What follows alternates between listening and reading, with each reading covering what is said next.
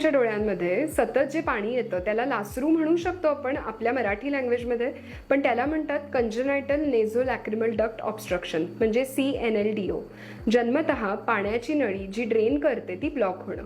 Simple गोष्ट आहे, जसं आपलं सिंक किंवा बाथरूम ट्यूब ब्लॉक झाल्यानंतर, पाईप ब्लॉक झाल्यानंतर ब्लॉक होतं आणि पाणी वर येतं, तशीच गोष्ट काहीशी डोळ्यांमध्ये होते. सो नाकामध्ये जाणारी नळी खालून उघडलेली नसते, एक छोटासा पापुद्रा असतो, पूर्णतः तिथे स्नायू बनलेले नसतात ज्यावेळेला मुलं जन्माला येतात, आणि तो पापुद्रा न उघडल्याने पाणी पूर्णपणे खाली न जाता ते डोळ्यांमध्ये वर येऊन मुलांच्या डोळ्यात सतत पाणी येत राहतं.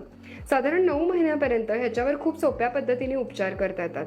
ते असे की फक्त जिथे अश्रूची पिशवी असते त्या अश्रूंच्या पिशवीवर तुमच्या बोटांनी मसाज करता येतो डोळ्याच्या आतल्या बाजूला, आणि हे असं खाली घेता येतं. आणि मुलांच्या डोळ्यांच्या इथे जागा खूप कमी असते, त्यामुळे आपण करंगळीचा वापर करू शकतो.